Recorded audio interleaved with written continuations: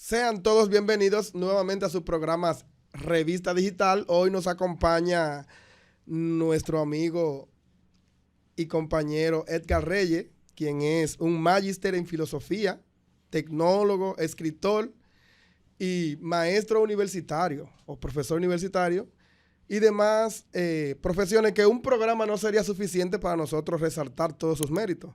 Pero él es un cercadense 100% orgulloso y un ciudadano ejemplar. Edgar, buenas tardes. Buenas tardes, Dari. Realmente el placer es mío. Y después de yo saber las personas, los seres humanos que han desfilado por esta silla, yo creo que a mí me está quedando grande. No. Realmente yo soy un simple cercadense que trata siempre de hacer las cosas bien para que mi familia y mi historia cercana entonces sienta por lo menos respeto, porque el orgullo es otra cosa. Respeto por lo que hago y por la persona, eso se gana y es lo que uno trata de hacer con lo que hace día a día. Gracias por permitirme estar aquí contigo. Yo no sé si tú estás preparado para escuchar las cosas que yo voy a decir, pero me imagino que sí. Al yo escuchar y leer y ver tu currículum, para mí, estar aquí ahora mismo es más que un honor. Y más expresarle y a darle a conocer a la gente del municipio del Cercado y al país qué tipo de persona es Edgar Reyes y por qué hoy yo lo tengo sentado aquí. Para mí es un honor. ¿Por qué? Porque este programa está enfocado en resaltar, ¿verdad? Y dar a conocer la trayectoria de cada uno de los cercadenses que han sobresalido. Entonces, Edgar no es el de menos. Entonces, sin más preámbulo, Edgar, vamos a darle a conocer a la gente quién eres, de dónde son tus raíces. Mira, Dari, tú sabes que cuando te dije, volviendo atrás, si estás preparado es porque regularmente a mí me invitan a algún programa, alguna entrevista, y hay dos maneras de responder. Lo que tú quieres escuchar o lo que yo pienso, que es lo que yo creo que puede ser la verdad. Aunque no existe la verdad absoluta, entonces yo nunca voy a ir a un sitio a decir lo que el otro quiere oír. Entonces en este momento yo voy a decir lo que yo entiendo que puede ser la verdad de temas de política, del cercado, de mi vida, de todo lo que tú quieras saber. Sí, no lo que tú quieres escuchar. La persona que me saludó para mi amigo Billy Renzo, que me habló de ti, me dijo, es una persona totalmente preparada, o sea, tú tienes que tener conciencia de con quién tú estás hablando. Y yo le dije, no hay ningún problema, él simplemente va a hablar lo que él entienda que debe hablar y va a decir las cosas como son. Entonces, este es tu espacio. Hoy tenemos un contenido muy variado. No nos vamos a basar simplemente en tu historia, también vamos a hablar de temas, como tú acabas de decir, de política social y cultural, que es a lo que tú te desarrollas, y también de lo que es tu currículum, para que también la gente sepa cómo tú has llegado a donde estás y las cosas que has tenido que hacer, porque el camino ha sido largo. Y nada, Edgar, en tu currículum dice que tú eres filósofo. Sí, fíjate que yo salí del cercado a los 14. Yo soy hijo de Florencia, Merky y Gerardo. Mi mamá es profesora durante muchos años, 38 años activo en temas de educación. Mi papá es el que hacía de todo. O sea, yo soy hijo de un ser humano que en su momento conchaba en un motor, después en un carro, trabajaba agricultura, le lavaba los trajes a las personas más pudientes del cercado en su momento. Yo veía que él llegaba a casa con trajes para lavarlo. Pintaba casas, salía al campo a pintar muebles, ese tipo de cosas. Entonces yo me crié en un ambiente en el que yo veía constantemente a mi papá hacer cosas diferentes para llevar la comida a la casa. Mientras mi mamá estaba en la escuela, él estaba haciendo otras cosas. Eso, ahora es que me doy cuenta que es lo que desarrolló en mí la capacidad de hacer muchas cosas. Yo recuerdo que hubo un asesor, alguien que hace lo mismo que yo en las Naciones Unidas, pero en Panamá, sentado conmigo, me preguntaba qué yo hacía. Entonces yo le decía, bueno, fines de semana trabajo para el Ministerio de Educación, en la semana, en la noche, trabajo para una universidad en República Dominicana, la Pontificia Universidad Católica, doy clases de maestrías ahí, trabajo en la semana acá en Naciones Unidas, básicamente en FAO, escribo algunos libros, los subo a Amazon, los publico, y él me decía, quiere decir que todo lo que tú haces, entonces no te da para vivir, porque yo tengo 20 años haciendo una sola cosa, que es esta, y eso tú también lo haces. ¿Por qué tienes que hacer tantas cosas para vivir? Y eso a mí me hace reflexionar en ese momento de la vida. Digo, ¿por qué yo hago tantas cosas para vivir? Es que yo vi que mi papá, para llevar la comida a la casa, hacía todo lo que yo te dije antes y muchísimo más. Okay. Es básicamente como uno aprender sin darse cuenta. Sin darse cuenta. Lecciones de vida. Sí. ¿Y cuándo, en qué momento es que tú te enfocas o te decides a estudiar filosofía? Mira, a los 14 años, a los 11, 12 años yo estaba en la iglesia católica. Básicamente el mentor de muchos allá fue el padre Andrés. Entonces, en esa caminar a los campos a celebrar misa con Andrés, cantar en el coro, ir a la pastoral juvenil, hacer la primera comunión. En un momento yo pensé que yo podía ser sacerdote, igual que otros compañeros en el cercado, a quienes tengo muchísima admiración y respeto, mis amigos hermanos. Y decidí entonces ir al seminario. A los 14 años, 15 años recién cumplidos, yo me fui al seminario menor del cercado, hacia ASO, al seminario menor. Hice el bachillerato en el seminario menor y de ahí entonces pasé a Yamasá, hice el prefilosofado y me fui al Santo Tomás de Aquino a hacer los años correspondientes a filosofía. Así comienzo yo a involucrarme con el tema de la filosofía, que ha sido mi pasión durante mucho tiempo. No así he vivido de la filosofía. Ni siquiera hoy yo soy profesor de filosofía, soy profesor de la Escuela de Negocios, de maestría en Pucamaima, porque me especialicé en esa área. Sin embargo, también tengo maestría en enseñanza de la filosofía y ética, y política ética y antropología filosófica. Entonces, pero no vivo de eso. La filosofía me sirve. Ahora yo estoy escribiendo, por ejemplo, sobre filosofía de la ciencia. Mi próximo libro va a ser de filosofía de la ciencia, pero no soy docente del área de filosofía. No vivo de la filosofía, aunque hoy hay más filósofos viviendo de ser filósofos que profesionales de cualquier otra rama. O sea, la filosofía es un área que te da múltiples oportunidades de trabajar y por eso hoy, sin dudas, todo el que es filósofo tiene donde trabajar, porque el área abarca mucho. Fíjate que yo siendo filósofo entré a una zona franca a trabajar ingeniería industrial y llegué a una posición que es para ingenieros muy experimentados, dirigiendo ingenieros. Pero aparte de eso, siendo filósofo, empecé a hacer una maestría, una especialidad, una certificación que es pura estadística, que son los ingenieros que evalúan y determinan las variaciones de los procesos. Okay. Y terminé con una nota muy alta donde todos eran ingenieros. Y después entonces fui a hacer otra certificación en el área de control de procesos, otra especialidad en el área de ingeniería industrial, y también lo logré, pero lo que yo tenía era una base de filosofía. Tú no lo tenías como profesión en sí, tú tenías lo básico. Exacto, y duré 20 años trabajando en ingeniería industrial.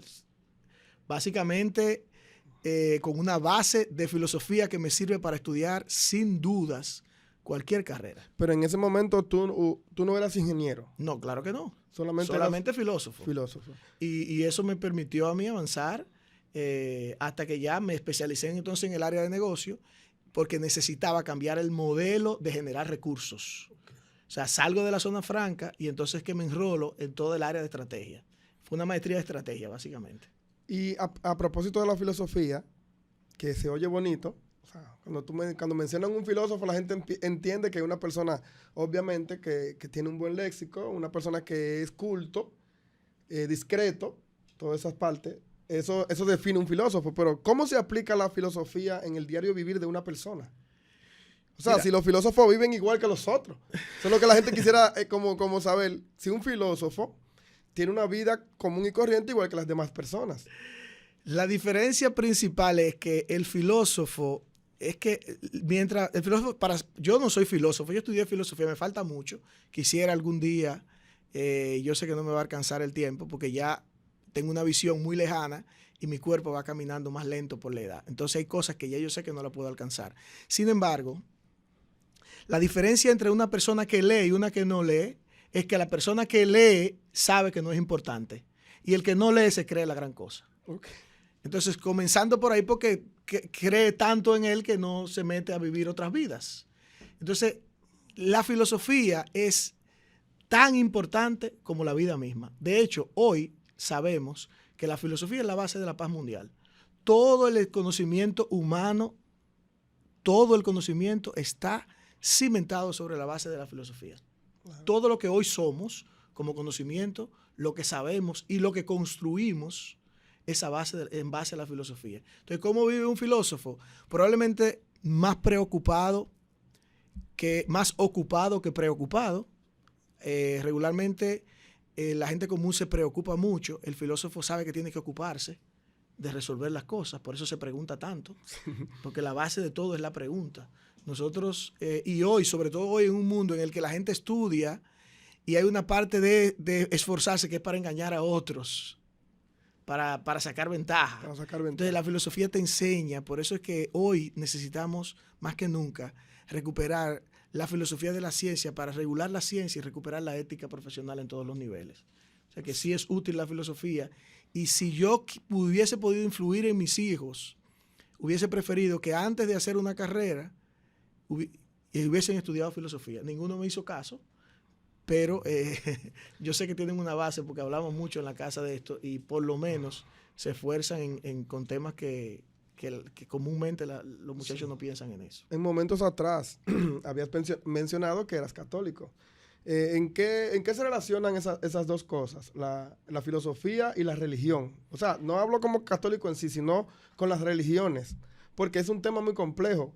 La religión es un tema complejo porque cada quien adora al Dios que conoce o que cree conocer. Entonces, preguntarle a una persona cómo se relaciona la filosofía y la religión, yo entiendo que es una pregunta compleja, pero yo creo que tú puedes un poquito hablar de eso. Es una pregunta muy simple, pero es una pregunta muy interesante. Recuerda que hay que buscar lo simple en lo complejo y por eso me gusta que me hagas ese tipo de preguntas. Mira lo que ocurre. Por lo regular, nosotros entendemos que un filósofo no cree en Dios. Y es lo que se ventila y lo que se vende, que el conocimiento está muy alejado de la fe. Y es todo lo contrario. Si nosotros tomamos la filosofía desde sus inicios, el conocimiento del hombre primero fue geocéntrico. O sea, si vamos a los que se llamaron filósofos presocráticos, que fueron los que buscaron el origen del mundo, dijeron, no, que fue por el agua, Heráclito, y el otro, no, que fue por medio del fuego, no, que es el aire, no, que es la tierra. Estaban buscando ese origen geocéntrico. El centro era el universo. Después de eso pasamos a una filosofía muy interesante, que era la teocéntrica, y comenzó el hombre a buscar el origen a partir de Dios. Y antes del teocentrismo viene, por ejemplo, Aristóteles y habla del motor inmóvil. No le llama a Dios, pero está hablando de algo que mueve todo el universo sin ser movido. Que nadie lo ve. Que nadie lo ve. Entonces, ese yo le quiero llamar Dios, porque ya no hay manera de explicarlo. Y teorías tan importantes como el Big Bang hoy, que dice que era una partícula muy pequeñita y que explotó en un tiempo de 1 a la menos 1000, inimaginable, y que de ahí sale todo, pero ¿qué dio origen a esa partícula? El caso es que los filósofos más interesantes de la humanidad han sido los filósofos creyentes. Los que no han creído han sido menos y han tenido gran influencia en la humanidad, pero no es que no han creído, es que en el caso de Nietzsche, por ejemplo, que es uno de los más famosos, o Feuerbach, que habla de Dios como proyección del hombre, él decía, mira, ¿qué es más grande?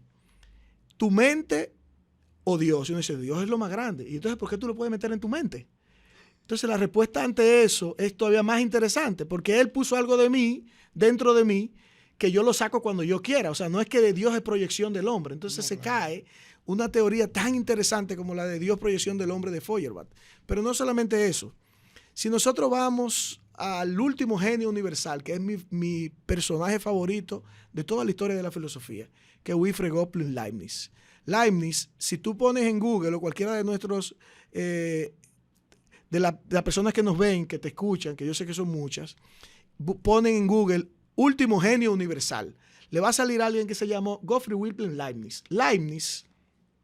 Leibniz no solamente inventó la teodicea, Leibniz le puso la raíz cuadrada a la calculadora, inventó el submarino, descubrió la caída libre de los cuerpos primero que Newton, 9 años antes, y después fue que se dieron cuenta que fue él y no fue Newton. Ahora le preguntamos a cualquier ser humano y dice, no, fue Newton. No, fue Leibniz. Eso le trajo problemas porque entendían que él estaba plagiando. Cuando muere, entonces encuentran eso 9 años antes, pero no le dio importancia, porque él estaba creando la teodicea, la justificación de Dios desde la razón. Eso es teodicea, justificar a Dios desde la razón. Y eso lo hace Gottfried Wilhelm Leibniz. Entonces, hoy nosotros nos empeñamos en separar la razón y la fe. Y esas son cosas que están unidas. Que van unidas. Incluso teorías tan interesantes como la evolución de Charles Darwin, en nada contradice la existencia de Dios. Dios tuvo la oportunidad de hacer muchísimos mundos posibles. Y Él quiso hacer un mundo en el que el hombre tenga que evolucionar para ser mejor, para acercarse más a la perfección. Porque pudo haber incluso hecho un mundo sin que el hombre sea libre y que todo sea bondad. Pero entonces mataba la libertad del libre albedrío. Y nada tiene más valor que eso. Tú sabes el valor que tiene que tú y yo tengamos ahora la libertad de venir a conversar de lo que nosotros nos dé la gana. Claro. En ese mismo ámbito, ¿en qué podemos diferenciar la teología y la filosofía? Las dos como ciencia. La teología se centra en el estudio de Dios como ser omnisciente, omnipotente.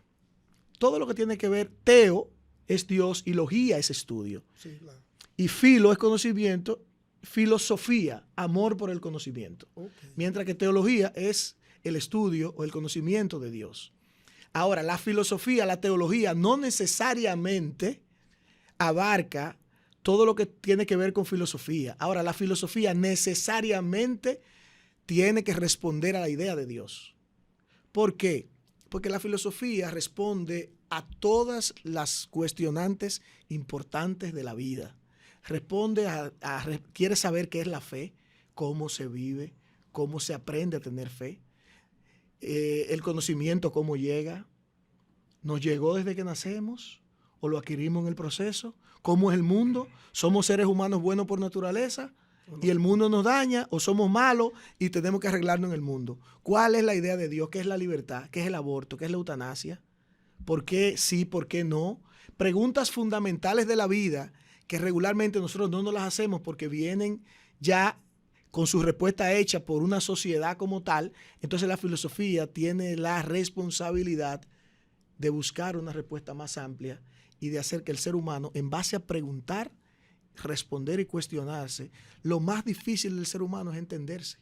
Porque tú eres lo que se mueve de ti y va donde quiera que tú estás, es tu ser. Entonces tú tienes que entender tu ser.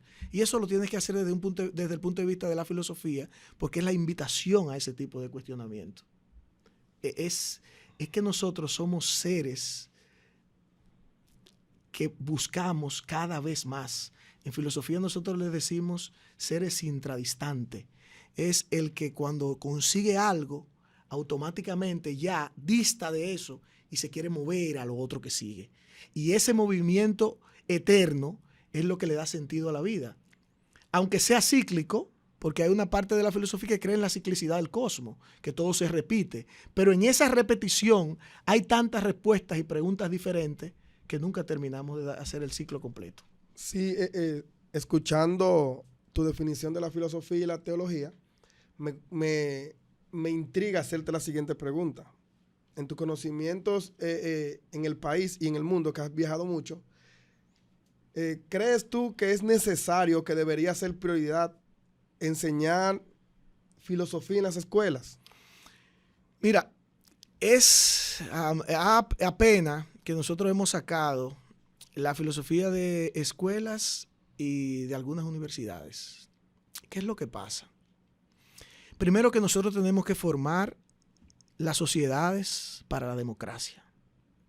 En la medida que nosotros comenzamos a formar los muchachos desde pequeños para la democracia, aseguramos el respeto. No hay manera alguna de entender y de crecer en democracia sin esa formación que parte desde la filosofía. Pero no solamente eso. Nosotros estamos creando sociedades a partir de que nos vamos alejando de eso, en lo que el conocimiento se hace cada vez más escaso. Y tú me preguntarás, bueno, pero estamos en la era del internet, estamos en la era de las redes sociales. El ágora de nosotros ahora son las redes sociales, el ágora de los griegos. Yo desde mi celular puedo interactuar con muchísima gente y la gente me puede responder y todo eso sí. Lo que pasa es que nosotros estamos creando cacarones vacíos porque no estamos formando en base a el desarrollo del pensamiento crítico. Y cuando yo digo en base al desarrollo del pensamiento crítico es que hoy, Cuando yo veo que hago una publicación y tengo 50 me gusta, esos son los que me interesan porque me voy como, esos se van la mayoría como un cascarón vacío. Y rechazo el que le dice no me gusta. Entonces lo ideal es, y es lo que parte de lo que hace la filosofía, tú no puedes desarrollar el pensamiento crítico sin sentarte a escuchar la gente con la que tú no estás de acuerdo y quedarte callado y oírlo. Porque en ese que no está de acuerdo contigo está viendo algo que tú no ves. Entonces cuando alguien me dice a mí que puede formarse y desarrollar el pensamiento crítico y desarrollarse para la democracia y formar para la democracia, sin una base de filosofía se hace mucho más complicado y somos cada vez menos tolerantes porque la filosofía nos da eso. Entonces, eso quiere decir que para una persona crecer en cualquier ámbito tiene que tener competencia. Necesariamente, pero la principal competencia de un ser humano es el desarrollo del pensamiento crítico. Hoy nosotros tenemos muchísima gente que las mismas redes sociales lo vuelven arrogante. Porque el pensamiento crítico se desarrolla en función no solamente de oír lo que tú no quieres escuchar y quedarte callado. Es de sentarte a entender por qué el otro no está de acuerdo conmigo. Es una parte compleja. Pero sí entiendo que debe ser, cuando una persona está creciendo en cualquier ámbito, tiene que aprender a escuchar la parte negativa y por qué el otro, no, como tú dices, no está de acuerdo con lo que tú estás haciendo para poder mejorar. Si tú te centras en simplemente hacer lo que tú crees que está bien y tú entiendes que no tiene competencia, no hay ningún tipo de avance. Y es también que es sin duda el conocimiento tiene que hacerte mejor ser humano. Si el conocimiento no te hace mejor ser humano, no sirve para nada. Tú puedes estudiar lo que tú quieras. Si eso no te hace una mejor persona, no vale la pena. No vale la pena. Fíjate que nosotros tenemos ejemplos y no solamente, y podemos reducirlo al cercado y podemos irnos al mundo entero, de gente que ha gastado mucho dinero para educarse y es persona muy mal educada. O sea, no se trata de ir a hacer 10 maestrías. Esas son incoherencias de la vida, ¿verdad? Mal educada. Y hay otros que no han invertido muy poco dinero para educarse, pero son muy educados porque tienen un gran corazón. Y yo quisiera ponerte un ejemplo, el ejemplo de Fran, el papá de José Fran, que estuvo sentado aquí. Probablemente no tuvo mucho dinero para educarse, pero fue una persona sumamente educada. Y mi papá, que es otra persona también que no se educó, fue a la escuela, aprendió a leer, a escribir, lo básico, pero yo crecí viéndolo leyendo revistas vaqueradas. Iba y buscaba el periódico después que se vencía donde la monja, porque no teníamos con qué comprarlo. Él iba al otro día y buscaba el periódico de ayer y leía el periódico completito del día siguiente, del día anterior en casa. Y trataba de educarse en casa, pero no invirtió para educarse, pero todo el que lo conoce sabe que es una persona educada. Porque no tiene que ver con gastar dinero en educación, tiene que ver con tu corazón, con como tú quieras vivir. Y yo creo que no hay hoy alguien que haya estudiado filosofía y que la haya aprendido y haya tomado amor a eso para que sea arrogante. Con relación a la filosofía, ¿cuáles fueron tus raíces filosóficas? ¿Cuáles son los filósofos que tú como que más has admirado en tus estudios? Que tú dices, bueno, yo me guié por fulano. Es difícil elegir a alguien porque todavía hoy filósofos que están vivos y que están escribiendo hoy siguen sorprendiéndome y sigo enamorado de ellos ahora. Pero yo por ejemplo hice mi tesis de filosofía sobre la muerte y el mal. ¿Por qué Dios no es causa del mal en la filosofía de Leibniz? Leibniz, del que ya hablé hace poco, un momentito atrás. Principalmente por el tema de cómo él pudo buscar poder hacer que Dios lo podamos entender desde la razón con su Teodicea y sobre todo todo lo que aportó a la humanidad. Y hoy es el último genio universal. Murió en 1800 y hoy es el último genio universal. O sea que no ha habido nadie que sepa más cosas diferentes que él en toda la humanidad hasta hoy.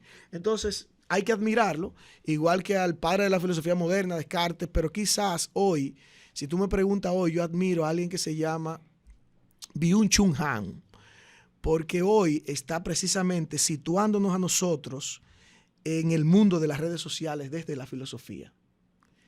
Y decirte un filósofo de toda la historia de la filosofía es bien complicado, porque el que estudió, por ejemplo, a Kierkegaard, a Tomás de Aquino, a Agustín de Hipona, el mismo Sócrates de Platón, todos hoy pensaron en algo en lo que se ha sostenido todo el conocimiento universal de todo lo que hay y lo que existe. Y yo no veo manera de que el mundo se desprenda de esa base de conocimiento de ellos. Sin embargo, hoy hay gente que está pensando y trabajando duro como Byung-Chul Han para que el mundo sea mejor, a pesar del bombardeo de las redes sociales y todo lo positivo que trae. Tú poder tener a alguien que hoy te está poniendo todo lo negativo de las redes sociales y está diciendo aprovecha esto y deja esto desde el punto de vista de la filosofía. Yo creo que hoy es alguien que todo el mundo debería estar leyendo. Noah Harari hoy, probablemente yo no comparto mucho con lo que él escribe, no estoy de acuerdo con muchas cosas. Sin embargo, hoy es Yuval Noah Harari, tipo con toda la fama posible. Escucharte mencionar a los diferentes filósofos que te inducieron, ¿verdad? Yo quisiera saber si los filósofos así como tú, porque me imagino que tú tienes más colegas, se reúnen a debatir o se reúnen a compartir en algunos lugares, porque sería como algo interesante llegar a un sitio y encontrar 2 o 3 personas que tengan esos conocimientos y que estén hablando de algo en sí. Y tú dirías, acá, y esa persona no, esos son filósofos. Sería algo como interesante. Y sería bueno que el país sepa si los filósofos también se reúnen a compartir y a debatir temas. Hasta hace poco, había una reunión los domingos en la alta casa de estudio en el Conde de filósofos, la mayoría eran extranjeros. Yo no participé nunca, era muy joven en ese momento y es una pena que se haya perdido eso, porque es un espacio para hablar de los problemas sociales, porque la base de la filosofía es resolver los problemas sociales. Hoy, mañana, ayer, hoy y siempre la filosofía va a tratar de resolver los problemas del día a día. De hecho, hay un libro bien interesante de José Carlos Ruiz, un filósofo español mucho más joven que yo, de hecho, que se llama El arte de pensar, que el libro completo solamente trata de resolver problemas básicos de la vida como lo resolvían los filósofos antes. ¿Tú quieres saber cómo ellos resolvían la depresión? Pues lee este capítulo. ¿Quieres saber cómo se resolvía la falta de dinero? Pues mira esto, las humillaciones de la vida, la política. Y escribió un libro sobre eso. Y da pena que nosotros hoy no pudiésemos reunirnos. Tengo amigos. Yo creo que yo le tengo mucho respeto a Hidalgo Peña, que es del Cercado también, que ha pasado la vida entera enseñando filosofía, los últimos 25 años de su vida, enseñando filosofía, cosa que yo nunca he hecho, enseñar filosofía. Hidalgo lo ha hecho, y siempre que me equivoco en algo, o que no estamos de acuerdo en algo que yo diga, o en redes, o lo que sea, me lo dice, y eso me hace crecer mucho. Entonces, Hidalgo, te mando un saludo, y sabes que para mí tú eres el mejor filósofo de la República Dominicana.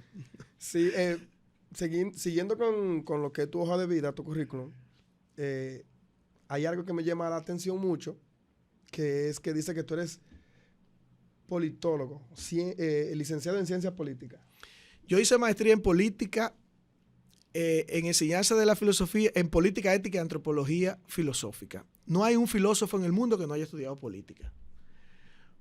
Nadie. O sea, para tú formarte como filósofo, tienes que tener una base de política. Y me duele hoy que nosotros hemos entendido, la política es tan interesante y como estratega, porque a mí me ha resultado mucho haber estudiado filosofía y después haber estudiado estrategia. Okay. Tener maestría en estrategia, porque hoy la política requiere de estrategas para poder lidiar con los problemas del día a día, porque cada vez se agudizan más. No hay nadie hoy que pueda resolver el tema de la corrupción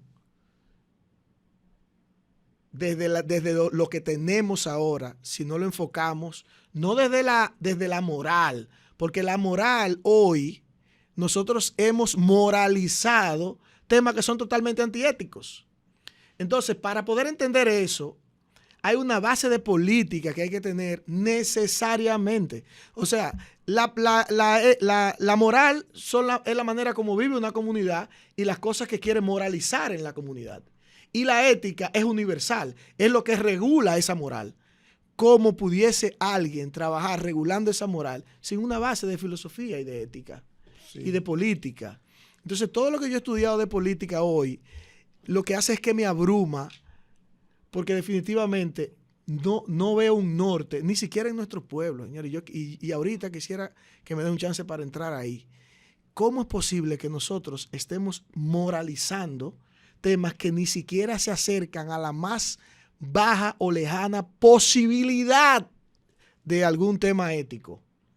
Así que viven, no solamente el cercado, pero en el cercado es más agudo por muchísimos otros temas. Sin embargo, respondiendo a la pregunta de la política es una pasión que puede convertirse en un problema cuando tú ves al punto de degradación que ha llegado. Eso que quiso Sócrates llamar política, y que después entonces lo continúa su alumno Platón, y después Aristóteles, el alumno de Platón, le da forma, y después comienza toda una estructura de lo que debe ser la política en el mundo desde la filosofía. Sí, porque la gente siempre relaciona la política con elecciones y todo, pero la política es una ciencia. Entonces la pregunta para mí sería, ¿cómo se aplica la política en el ámbito científico? O sea, la política como ciencia en sí. Porque cuando hablo de política, como te decía, la gente tiende a mencionar la política simplemente en procesos electorales. Elegir una persona para que te represente en el Congreso, en el país, en el municipio, pero ¿cómo se aplica la política en el ámbito científico?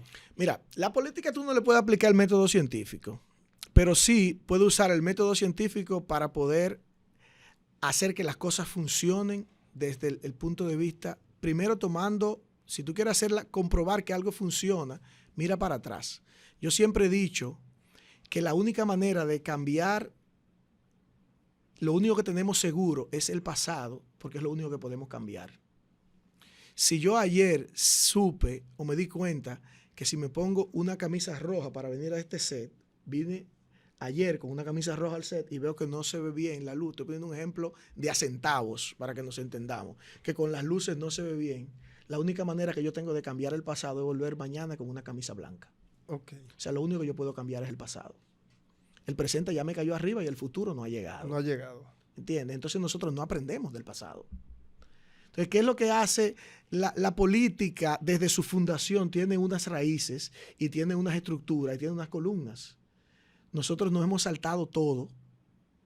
Todo lo que tú te puedes imaginar hoy, nosotros lo hemos saltado. Hay una manera que se ha generalizado y es muy ética de dirigir se usa en algunos países europeos, de dirigir un ayuntamiento local, pequeño, de un pueblo, y no hay que aplicar el método científico, porque es algo demasiado básico, porque tú lo ves. Sería aplicar la lógica, sería aplicarle la lógica, o sea, no lo científico. La lógica es parte fundamental de la filosofía.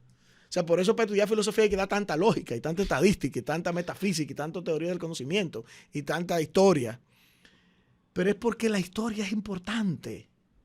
Es porque no la podemos borrar. No hay forma. Entonces nosotros tenemos la historia ya marcada de que nosotros hemos decidido hacer de la política que el mejor resultado de un político es promover la reciprocidad. Sabemos que eso es una degradación de la política. O sea, yo aspiro a regidor y si no gasto 5 millones y le doy a fulano y a fulano y a fulano y a fulano, por reciprocidad ellos no van a votar por mí. Entonces nosotros tenemos que entender que la política, el líder se forja por influencia o por conocimiento, no por reciprocidad. No, claro. Y seguimos promoviendo la reciprocidad como parte como la manera de llegar a un escalón. Y elegimos, que el otro día escribió Amaury en una carta que hizo. Amaury decía, en una de las partes de la carta, Edgar me dijo en un momento, fue una entrevista con él, que cuando elegimos a los que nunca cumplen, entonces vamos por un derrotero equivocado. ¿Por qué nosotros elegimos a gente que sabemos que nunca han cumplido con nada? Es complejo. Sabiendo que si no cumplió, no se le va a importar que el otro cumpla. Lo hacemos porque esa persona en algún momento nos dio algo. Sí. Y le debemos eso por reciprocidad. Entonces, esos ambientes, tú no necesitas aplicar el método científico para saber que tenemos que volver a la política original. Tenemos que volver a los principios. O sea, tenemos que aprender a votar por conciencia. No por conveniencia. Exacto. Esa es una manera muy bonita de decirlo. Siguiendo con el programa, un poquito ahora vamos a hablar un poco de ti, porque hay una pregunta que para mí siempre va a ser en la entrevista entera la más importante, porque yo soy de lo que siempre he criticado a las personas de mi pueblo que han llegado donde hay y no llevan para allá. O sea, siempre yo he criticado a las personas de mi pueblo que están en sea un ministerio, una institución, una entidad cualquiera, y no han conseguido nada para su pueblo. O sea, hoy Edgar Reyes está aquí, va a decir en qué tú le has aportado o cuáles intenciones tú has tenido o qué tú has querido hacer en tu pueblo que no se ha podido, o cuáles son tus proyectos en el ámbito social, deportivo, porque ya me dijeron que tú has sido parte del deporte en el cercado. Entonces también es bueno saber en qué tú has querido ayudar o en qué tú has ayudado, cuáles aportes tú le has hecho al municipio del cercado en sí, en tu carrera profesional, en tu vida profesional. Mira, es demasiado interesante responder esta pregunta porque yo siempre he dicho que el que no da lo que tiene no merece recibir lo que le hace falta. Wow. Eso yo lo tengo marcado como una frase mía que yo trato de vivir con ella. Y siempre mi filosofía de vida es no negar a alguien un favor que yo le pueda hacer. Si tú le preguntas, Edgar, ¿cuál es tu filosofía de vida? No negar un favor a alguien que yo se lo pueda hacer. Simple. Yo no necesito más filosofía de vida que esa. Entonces, yo sé y estoy consciente que las actividades que yo hago, la manera que yo tengo de generar recursos, no me van a llevar a la riqueza. Yo nunca voy a ser rico porque nunca voy a hacer algo incorrecto, y la manera como yo genero recursos y las responsabilidades que tengo y el gasto que tengo no es para que yo sea rico. O sea, yo nunca voy a donar mucho dinero porque nunca voy a tener mucho dinero. No, si tú ves que yo no en algún momento, a acumular dinero. Si alguien en el cercado ve que Edgar es rico, tiene que saber qué fue lo que hizo, porque lo que yo hago y lo que yo trabajo no es para que nadie se haga rico. Entonces yo no puedo llegar a mi casa, por ejemplo, mañana y le digo a mami siempre, digo, mami, mira, si yo llego aquí con un vehículo de 6 millones de pesos, asústate porque yo no gano para tenerlo. No, y no lo voy a hacer. Si yo de repente hago una casa de 15 millones en el cercado, entonces hay que tener un cuidado porque de dónde yo lo saqué. Nuria tiene que investigar. Nuria tiene que investigarme. O de repente me mudo en una villa y compré tal cosa. No, lo que yo hago no me genera recursos. Entonces probablemente mis aportes a mi pueblo no van a ser en recursos económicos como tal, tangible. Sin embargo, yo soy uno de los que ha sufrido grandes decepciones queriendo dar lo que tiene. Porque, y me duele por lo que hace el tema de la política. Y es simple, si tú le preguntas a mi compadre Claudio, ¿qué tú has hecho por el cercado? Bueno, en un momento determinado, Claudio y yo estábamos en la zona franca y lo único que teníamos era empleo de la zona franca. Y cuando llegaba alguien del cercado, tenía la puerta abierta para entrar sin pasar por Go. Y eso yo lo he manifestado siempre. Yo llegué al trabajo que tengo en las Naciones Unidas y quizás a mí me dio trabajo para llegar ahí. Pero a la gente que hay del cercado ha sido mucho más fácil porque yo estoy ahí. No había nadie allá. Pero no solamente eso.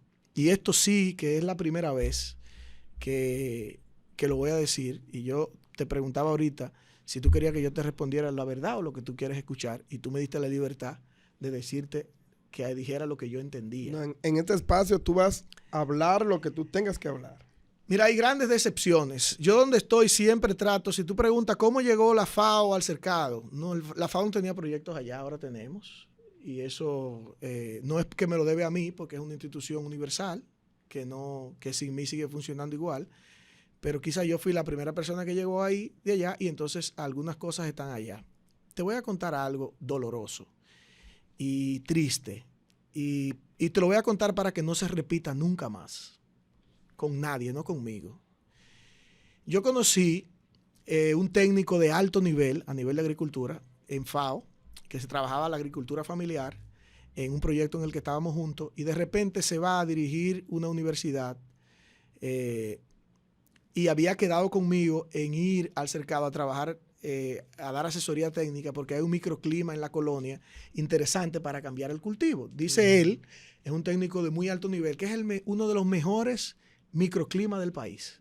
O sea, que tú puedes sembrar lo que tú quieras dependiendo de la temporada. Si tú haces un calendario, tú dices, en esta fecha voy a sembrar batata, cuando salga la batata voy a sembrar tabaco, cuando salga el tabaco voy a sembrar tal cosa, tal cosa. Hay una serie de cultivos que se van dando dependiendo y esos microclimas conviven en esa zona de la colonia. O sea, él estaba interesado en capacitar a las personas. Exacto, de para la que zona, sepan qué cultivar en cada tiempo. Okay, muy interesante. Y esta parte, de repente, él se va de allá de FAO para a dirigir una universidad y nos encontramos en un hotel en Santiago. Y yo le digo, oye, pero ¿cómo es posible que no me diste apoyo con la asesoría técnica que necesitaba en el cercado, en la asociación de campesinos? En ese momento, mi suegro, de feliz memoria, Livín, dirigía la asociación de campesinos a la que yo quería llevarlo a él a hacer los talleres. Y él me dice, mira, no te ayudé con esto, hay tiempo, pero te voy a dar algo mejor. Te voy a dar esta cantidad de becas para estudiantes del cercado. Tú vas a ir conmigo al Politécnico. Eso fue mayo el año pasado, reciente, no fue hace 5 años. Mayo 2024. 24. Esas becas van allá a estudiar 5 carreras, entre ellas, recuerdo, ingeniería de alimentos, administración alimentaria, 2 ingenierías, había una agricultura, había agronomía, veterinaria, eran 5 carreras. Yo feliz de la vida. Digo, espérate, yo soy el resultado. Probablemente hay mucha gente que ha salido del cercado, ha terminado el bachillerato en el cercado, ha salido a romper brazos y ha llegado lejísimo. Pero yo conozco otro grupo que hemos tenido otro nivel de oportunidad, que no hemos llegado lejísimo, pero eso nos ha ayudado. Y una sola persona que comienza a generar recursos desde una profesión en una familia donde no hay, ese solo cambia el círculo completo y su historia completa. Claro. Entonces, que te motiven a estudiar. Él me decía, tiene 8,000 pesos de salario al mes para pagar transporte, ir a su casa, va a vivir aquí en ISA y todo lo demás. Entonces, esto es lo que tengo para ti. Hay alguien en el cercado, a quien yo guardo mucho respeto, que es Ari, que me ha ayudado con algunos temas. Yo lo llamo, oye, Ari, ayúdame. Tengo que ir al cercado con tal persona para que cómo yo hago para entrar al Politécnico y poder motivar a los muchachos. Y te voy a hacer el cuento corto. Ari me pasa el teléfono de Víctor, mi amigo Víctor, que le tengo respeto a pesar de todo, Víctor Jacobo. Llama a Víctor, que él es su director de distrito, para que te haga esa gestión y entonces ustedes puedan mover esas becas. Estábamos en mayo, época de elecciones, y entonces Víctor, yo lo conozco porque incluso fue seminarista. Con toda la libertad, Víctor, mira, tengo esto, ¿cómo me ayuda? No. La directora de distrito está en política, tenemos la elección encima y esto es política. Ahora no hay que bregar con eso. O sea, en conclusión, tú conseguiste 5 becas. 5 no, 18. 18 becas. Sí. Y por motivo a la política, las becas no se pudieron. No pudimos. Yo tuve que sacarlo por otro lado, para otro pueblo. Porque estaban en política. Entonces, cuando nosotros no hacemos visible esto, y esta es la primera vez públicamente que hablo de esto, y yo quisiera que nosotros, porque el que no sabe elegir sus autoridades, sufre las consecuencias. Y estoy hablando de un amigo, o sea, alguien que formado de manera diferente, que Dios le ha dado más que a los demás. Imagínate a alguien que Dios no le haya dado nada. ¿Qué esperaría? Pero no solamente eso fue un caso. Hay un proyecto de agricultura familiar en la zona de la colonia, de la FAO. 2 casas sombra, unos estanques de crianza de tilapia, 7 mujeres involucradas y un hombre, porque todos los proyectos de las Naciones Unidas involucran hombres y mujeres, por un tema de género. Entonces, el hombre que estaba en ese momento era Domingo Montero, de feliz memoria, el papá de mi amigo Jeuro. Ahora Jeuro es parte de ese proyecto. Esas mujeres tenían la responsabilidad de fomentar la agricultura familiar a través de esa casa sombra. O sea, producir vegetales, esos vegetales de alta calidad, sin químicos, llevarlo a INESPRE, para después entonces hacer un match-up con el proyecto de las cocinas escolares que le está desarrollando FAO. En el cercado hay una que entra en ese proyecto, ya está terminada en Pinar Grande, y que esos vegetales puedan ser vendidos a las empresas que hacen la comida escolar, y esa agricultura familiar se mueve y genera recursos a través de esas casas sombra. Entonces se producen esos vegetales. Llego un día a la oficina y me llama el especialista en agricultura familiar. Me dice, oye, tengo un problema grave en el cercado. A la muchacha no le están permitiendo llevar los vegetales a Inespre. ¿Cómo va a ser? ¿Por qué? Déjame llamar al cercado. Pero me llaman a mí porque yo soy del cercado. Es más fácil resolver el conflicto. Llamo a Ari de nuevo y Ari me dice, eso es un lío que hay enorme, porque a la muchacha no le estaban dando la compensación completa de Inespre, hubo un lío, hubo unas discusiones, a ella la sacaron del mercado de Inespre, hay unas alegaciones que es un tema de política, pero yo no sé, yo te voy a dar el teléfono directo del síndico. Le agradezco a William Garavito que las veces que lo he llamado, me toma la llamada al segundo timbrazo. He tenido suerte porque yo digo que a otra gente no le toma la llamada, pero le agradezco. William, cuando veas esto, te agradezco el hecho de la deferencia, de tomarme siempre la llamada. Lo que nunca te voy a agradecer es que para tranquilizar la situación, se mueve el salario de Jacqueline, que es también regidora, como encargada de Inespre, pero lo que tú haces es que se lo pasa a la hija de ella. Y ella sigue dirigiendo Inespre y tenemos el proyecto fuera de Inespre nuevamente. O sea, cuando tú ves que tú me haces esa pregunta y yo tengo que responderte eso, tú sabes que me duele. Sí, en contexto, se consiguieron las becas, se consiguieron las producciones de alimentos y las autoridades no quieren dar el apoyo o no quisieron en el momento dar el apoyo. Se mezclan muchos intereses. El tema, por ejemplo, de que la regidora sea la encargada de Inespre con un muy bajo nivel de educación. Me reuní con ella, con Yursi, la muchacha de la colonia, una reunión de 1 hora y media más o menos, mediando en la situación. Pero lamentablemente es complicado porque lo que yo decía ahorita, cuando tú lees, tú no crees que tú eres gran cosa. Cuando tú te educas, tú sabes que tú no eres nada. Cuando tú pones en una posición importante a alguien que no se ha educado, crees que es la gran cosa, aunque no sea nada, porque no somos nada. Yo cada vez me doy cuenta que soy menos nada, o sea, que soy menos. O sea, ser mejor persona es lo único que vale la pena en la vida. Todo lo demás tiene un valor de segundo orden.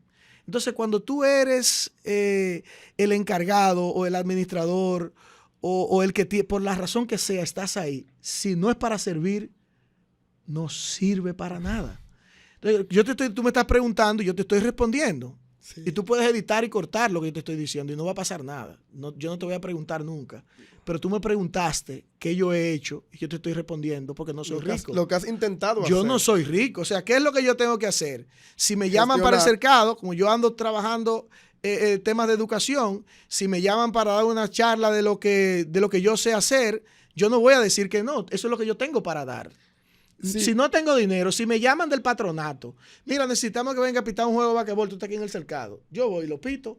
Ahora, si ellos me dicen, necesitamos 100,000 pesos para comprar, yo lo más que le puedo decir, mira, agárrate de esos 5,000. Entiendo. Eso siempre lo voy a hacer.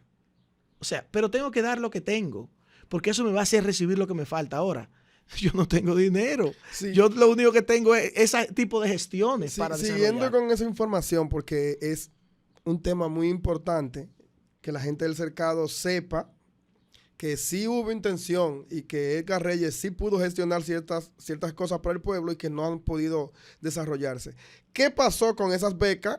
Con el momento que tú las conseguiste no se pudieron dar.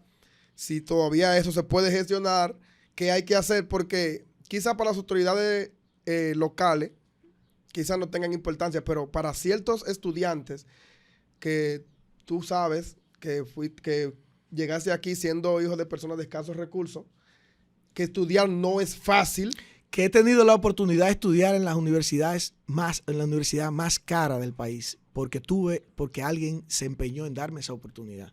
Que he tenido de hacer maestrías en universidades caras porque alguien me ha impulsado. La misma oportunidad que tú intentaste llevar allá, escuchen bien, es la oportunidad de que un muchacho, sin mirar relación política, sin mirar partido, sin mirar nada, estudie una carrera que le pueda servir de desarrollo personal y de desarrollo para el país y el pueblo en sí.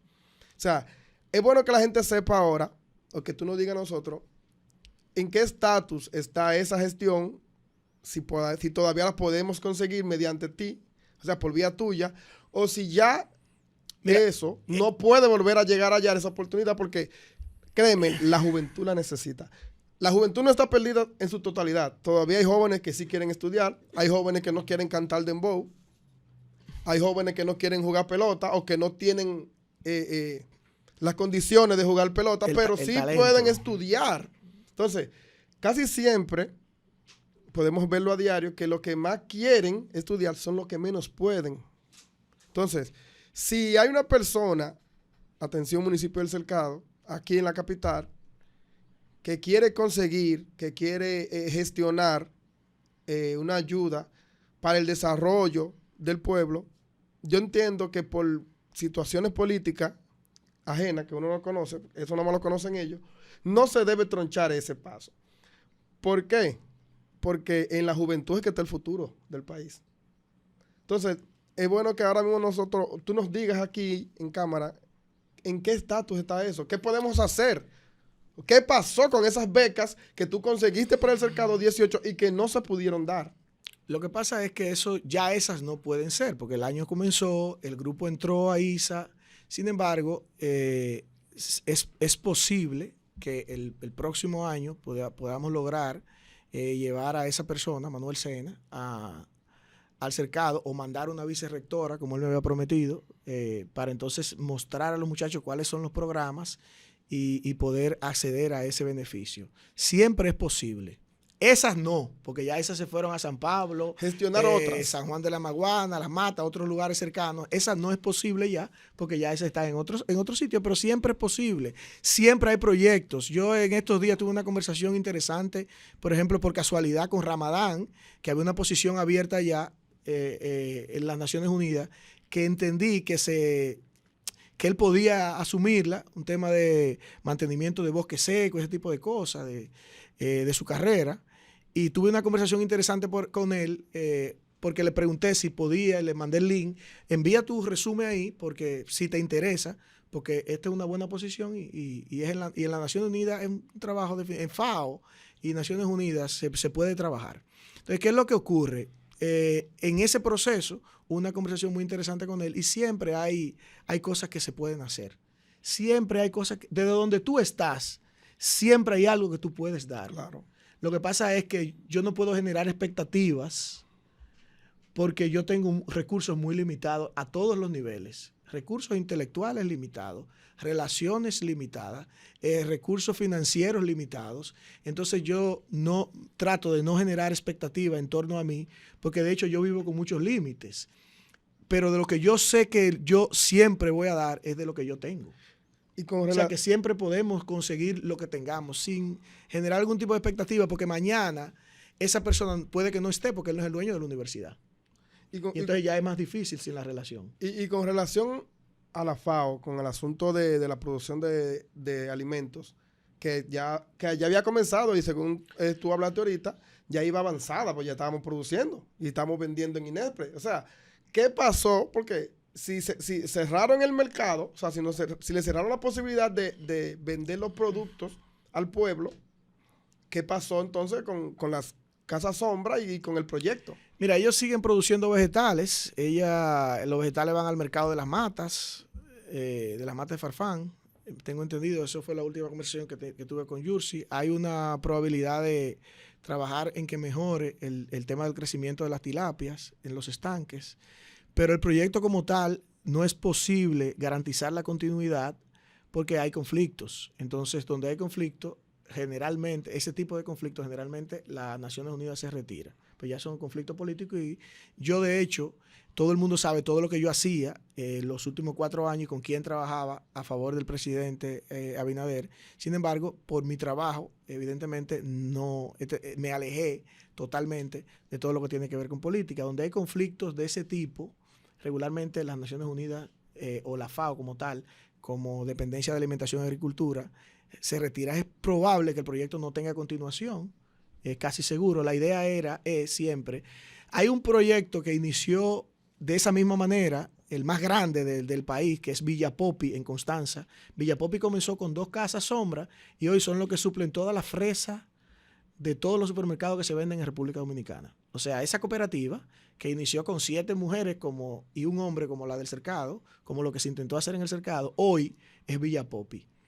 Entonces, probablemente, si nosotros vamos a Cardón, a la cooperativa que está impulsando FAO allá de Cardón, ahora están sembrando sandía y ese tipo de cosas, ese crecimiento que se está viendo en Cardón es lo que nosotros, lo que pudo haber pasado con la zona del mejor microclima del país. Dicho por expertos de FAO. No Sí. lo estoy diciendo yo, lo están diciendo profesionales, expertos en eso, de la Organización para las Naciones Unidas de Agricultura y Alimentación. Pudo haber crecido mucho más que Villa Popi, pero hay conflictos y esos conflictos, de hecho, ya ni se habla del Cercado en ese sentido, porque no se pudo resolver. Todavía hoy, porque el hecho, y con esto tengo que tocar un tema de lo que tú decías del dembow, para salir del tema de la política regional, para hablar un poquito más universales. Yo sé que tú tienes que cerrar, pero no me puedo ir sin tocar este tema. Hoy, lo que se hizo desde el ayuntamiento, de remover la persona del conflicto, el simulacro de remover a Jacqueline de Inespre, es la bobada más grande que se le puede ocurrir a un administrador. Pongo a cobrar a tu hija y tú no eres la cara. Ay, pero qué cosita más bonita. Porque en el Cercado no entendemos que es una manera de que el salario se quede en la misma casa y la misma persona sea que siga dirigiendo, y por eso el conflicto no se resolvió. Cualquier otro ser humano que hubiese estado ahí en esa posición hoy, no existiera el conflicto y probablemente haya continuidad del proyecto. Pero la posibilidad del proyecto de continuar es imposible en este momento para responder esa pregunta. Mira, me decías ahorita, y no me quiero ir sin decirte esto. Cuando tú dices que hoy los muchachos no solamente escuchan dembow y están en pelota. El béisbol para mí es maravilloso. Yo soy un fanático impedernido de béisbol. Yo veo dos muchachitos jugando pelota en la calle y me paro a verlo. Así soy yo con la pelota. Pero sabemos lo difícil que es llegar. Sí. Es más fácil estudiar un montón de veces. Tenemos que empujar a que la gente, los muchachos en el Cercado, estudien. Y hoy tenemos un bombardeo muy grande en el Cercado. En el Cercado nosotros crecimos sin drogas, nosotros crecimos sin dembow, nosotros crecimos con una biblioteca municipal, nosotros crecimos en el Cercado en un ambiente en el que el centro del pueblo, el equipo del centro, como ahora hay un equipo en el centro, nosotros, mi generación, te pudiese decir, y unos que me llevan unos cuantos años, Dago, Diomedes, Rubén, Julio César, Reyson Jiménez, Carlos José el médico, Wellington Mací, Emil Hidalgo, el centro, no teníamos cancha de basquetbol. El batey de ahí para allá del barrio chino tenían el play y de ahí era que estaban los peloteros. Y lo que gente que era bueno en basquetbol estaba de ahí, de la Ocal Emilio para arriba, para allá, y el Jovito. Y eso era lo que jugaban basquetbol porque tenían la cancha y los otros tenían el play. Nosotros teníamos la biblioteca y la academia de música y todos aprendimos a leer música y todos íbamos a la biblioteca todos los días por la tarde. Y después comenzamos a jugar pelota en la calle también nosotros. Y a jugar basquetbol. Y el equipo de los Lakers, que era el centro, surgió ya después que ya éramos adultos. Por eso de allá no hay ni una estrella. Di que no, que fulano es una estrella, es del centro de esa generación. Ninguno se servimos mucho en eso, el deporte. Pero teníamos opciones. En el Cercado hay pocas opciones. Hoy, desde aquí, hay que pedirle a las autoridades que terminen esa cancha del centro. Que hay demasiado corrupción, y no lo digo yo, pregúntele a Manuel Montero, el capitán, el ex capitán, que sabe cómo se mueve el Cercado. Hablen con él y pregúntenle cómo se está moviendo el microtráfico allá. Entonces, el lenguaje del dembow es otra cosa. Nosotros no somos seres racionales. Y esto es una teoría que le estoy desarrollando yo, pero es lo que yo creo, y tú me dijiste que tenía la libertad de hablar lo que yo creía. Sí. Nosotros somos seres que habitamos una comunidad, esa comunidad nos da un lenguaje y ese lenguaje nos da una racionalidad. Y la racionalidad, el lenguaje del dembow es muy limitado. La racionalidad se está volviendo cada vez más limitada. Somos más agresivos, la gente piensa menos y no nos damos cuenta. Entonces no quería pararme de aquí sin que eso quede claro, que es urgente, que todos tenemos que hacer algo diferente en el Cercado. Todos podemos hacer algo desde donde estamos. La frase sería más cancha y menos banca. Sería genial. ¿Verdad? Con relación al tema del deporte municipal, hace ya bueno, 3 semanas exactamente, se estuvo ya leyendo en público lo que era el presupuesto municipal del ayuntamiento. Y no me hagas hablar de eso. Eso me apena y me entristece. Me llegó a mí la distribución del presupuesto. Yo la tengo en mi celular. Voy a hablar específicamente del deporte porque la partida que el ayuntamiento designa para el deporte, uno se queda pensando y dice, pero ¿y cómo es que se va a dividir? Porque son 25,000 pesos que el ayuntamiento tiene en el presupuesto destinado para el deporte. Entonces tú dices, pero ¿cómo se distribuyen 25,000 pesos en un pueblo donde podemos decir que hay ahora mismo 5 o 6 disciplinas deportivas diferentes? En crecimiento. ¿Cuál es el aporte? O sea, el ayuntamiento municipal, que es el gobierno municipal, no se enfoca en lo que es la cultura y el deporte en ningún municipio, porque quizás estamos hablando del cercado porque de ahí que somos, pero me imagino que debe ser igual en los otros presupuestos. Tú que has caminado el país entero. Entonces, ¿cuál sería, para no enfatizar mucho en eso, cuál sería el consejo tuyo sobre las autoridades municipales en los diferentes municipios en base a lo que es el deporte y la cultura? O sea, ¿qué tú le exiges o qué tú le dirías a los alcaldes? Mira, nosotros tenemos la oportunidad de contar con un patronato que yo no me canso de felicitar a esos muchachos del patronato del cercado deportivo que han organizado el deporte dentro de con lo que tienen. Hacía falta un patronato. De hecho, hay pueblos, Hondo Valle ya tiene su patronato después del cercado, y eso para mí me da muchísimo gusto porque copiaron un modelo que ha funcionado en los últimos años. Bueno se está copiando. Y que se creó en el cercado, el patronato deportivo. Nosotros no podemos pensar, de hecho yo sé, y quisiera que no sea así, cuando yo vi el presupuesto y yo vi que habían partidas destinadas a ser mirador para fotografía en diferentes sesiones del pueblo, yo sé que eso no va a pasar, William, imposible. No hay tiempo para eso no es el tiempo, es una manera de tomar ese presupuesto y vaciarlo para el presupuesto de la plaza, porque es muy bajito para terminar lo que se dejó ahí, lo que se está asignando. O para el presupuesto del mirador del pueblo en la entrada. Todos esos recursos pequeños van a terminar ahí y es una manera de distribuirlo para pasarnos la mano. El sistema lo pueda aprobar. Entonces, ¿qué es lo que pasa? Mira lo que pasa. Nosotros tenemos un ayuntamiento municipal y esto no es solamente para el cercado. Yo siempre dije, cuando estábamos en política, que me llamaban, una vez que me vuelvo al caso de Uraldo y Amaury en ese momento, yo decía, mira, si tú me preguntas a mí cuál es la mejor manera de dirigir un ayuntamiento pequeño, es en base a la pluralidad. El presupuesto participativo, la mejor manera de distribuirlo es sentarse con las asociaciones de campesinos, tienen que estar ahí, porque es una parte productiva, los comerciantes, tiene que estar, aunque creamos que no es necesario, una y otra iglesia, no solamente el padre, porque son los que probablemente tengan que, desde la fe, mediar en algún momento, quizás no lo veamos importante, pero tienen que estar ahí. Y tienen que estar hasta los directores de los liceos y los politécnicos sentados ahí. Y está representado el pueblo en su totalidad. Entonces, nosotros, en el caso de que nosotros seamos un ayuntamiento serio, que querramos ser transparentes, proyecto cuánto entra al ayuntamiento y cuáles son las prioridades. Y entonces, cada mes, todo el mundo sabe a dónde van a ir más recursos. Si es necesario hoy, porque creció el río, y el tractor iba a la colonia y el río de Barat se llevó un puente en Vallecito, entonces allá el daño no es tan grande, todo el mundo va a saber que se va a mover hacia allá porque ahí está la prioridad. Claro. Pero no hay manera de que yo genere dudas cuando cada centavo del ayuntamiento se sabe hacia dónde va. Cuando yo hago un presupuesto que a legua se ve que es para meter los fondos en un solo sitio, porque ni siquiera da. O sea, si una funda de cemento cuesta hoy 560 pesos, tú no puedes gastar 2,000 pesos para poner 10 fundas de cemento. No hay forma. Porque no hay forma, porque ese es el precio del cemento. Los números no dan. Los números no dan. O sea, no hay que ser ingeniero de la NASA para darse cuenta hacia dónde está dirigido el presupuesto, pero está hecho para tontos. Sí, claro. Y entonces lo hacemos público porque hacerlo público hace que nosotros creamos que somos más serios. pero haciéndolo público, hay gente en el cercado que hoy nosotros tenemos que agradecerle que existen, y por eso me incomodó mucho esa arremetida contra alguna gente del cercado de parte del alcalde, a la gente que hace opinión pública.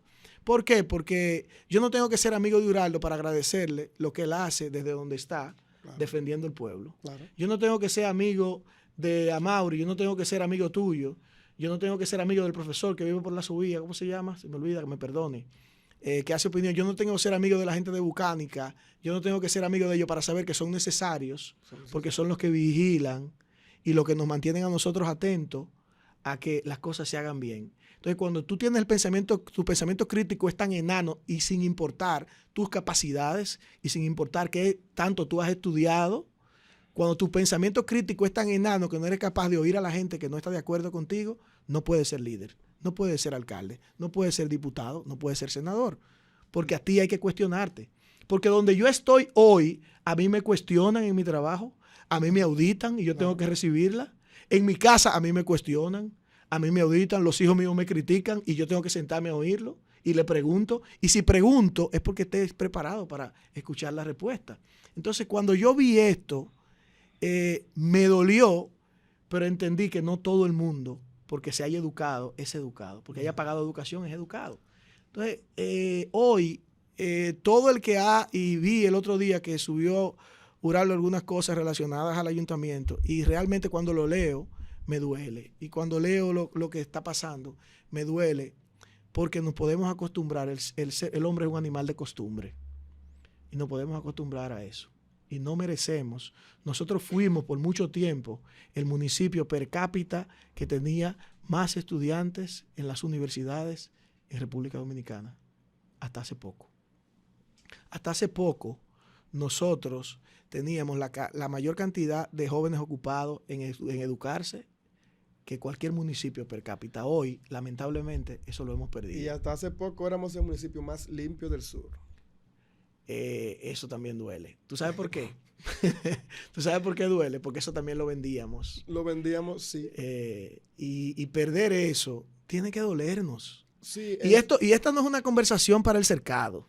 Sí, no. Esta conversación, yo le doy la vuelta al país entero cada cierto tiempo por mi trabajo. Y esta es una conversación para todos los municipios, los pueblos pequeños del país. Los presupuestos son muy reducidos. Los ayuntamientos tienen un departamento que supuestamente se llama libre acceso, o sea, la comunicación, libre acceso a la población, o sea, donde la población puede entrar y ver cómo se está manejando el presupuesto. No es para nadie un secreto que las autoridades lo manejan a su antojo. Es como cuando los gobiernos compran la prensa. La prensa dice lo que el gobierno quiere que digan.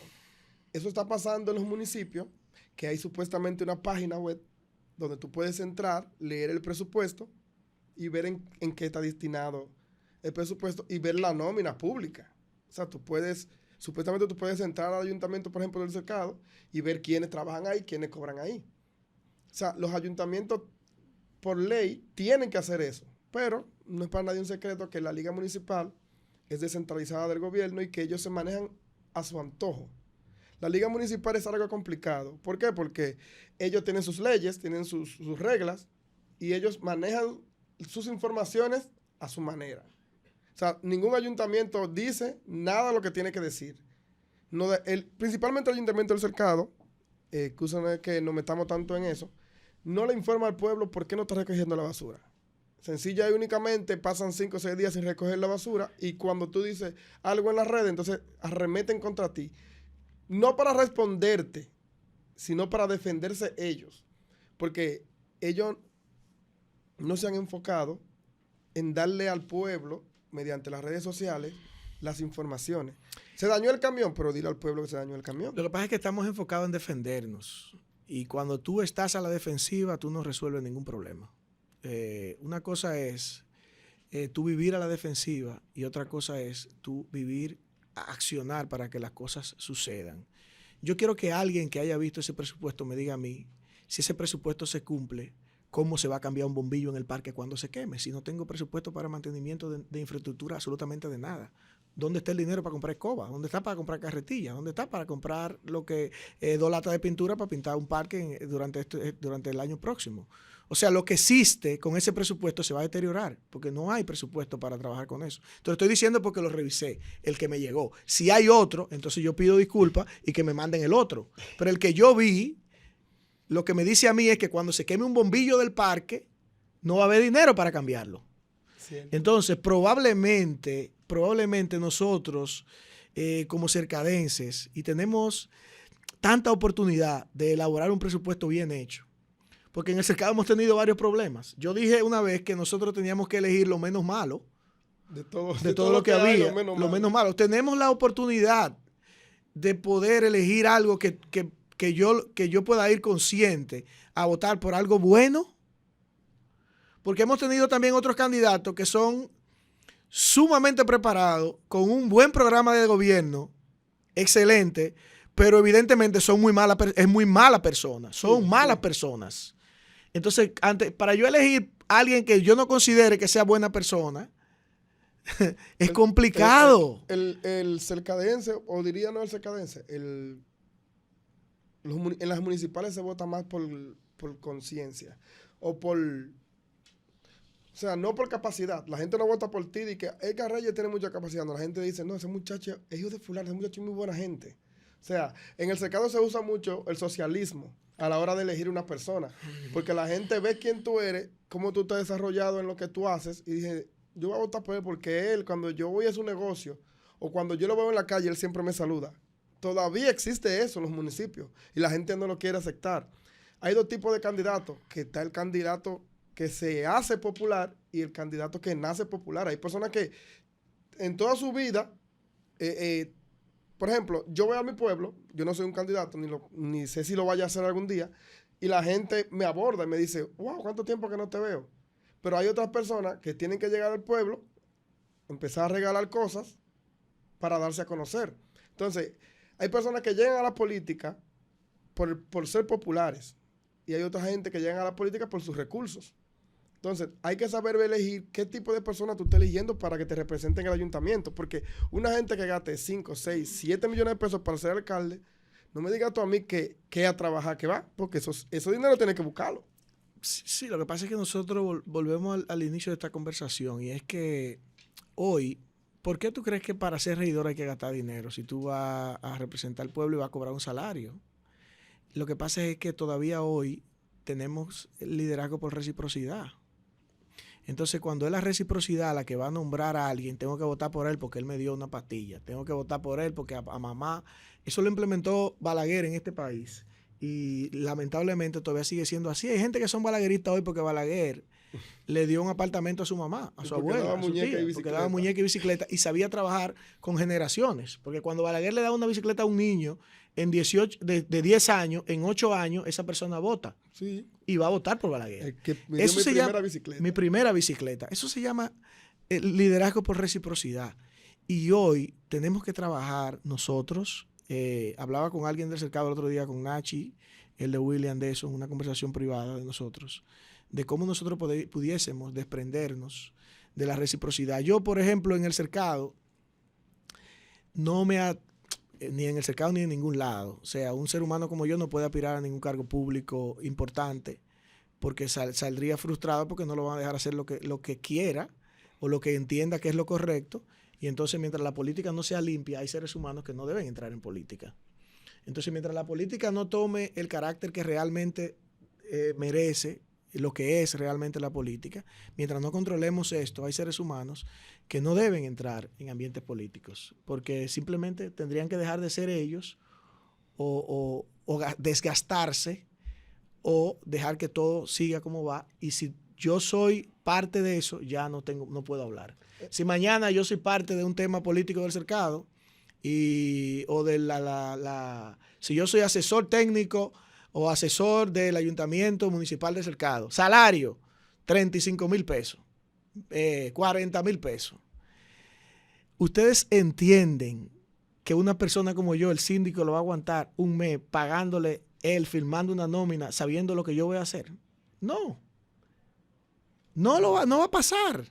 No, claro. Entonces, ¿qué yo tengo que hacer? Seguir escribiendo mis libros, esperando que Amazon me pague $50 cuando alguien lo compra, trabajando descentralizado, dando mi clase en la universidad y trabajando en el Ministerio de Educación. A propósito de tus libros, que no nos podemos ir cerrar el programa sin terminar con esa parte, ¿cuántos libros has escrito ya? ¿Cuántos tienes en tu catálogo? Hay 2 libros en Amazon, hace un tiempo ya. Hay un libro que tiene unos 5 años en Amazon y el otro 2 o 3 años. Yo estoy escribiendo cosas diferentes. Yo tengo libros mi primer libro es una historia simple de mi propia historia y cómo la sexualidad es importante saber manejarla, el alcohol, la familia.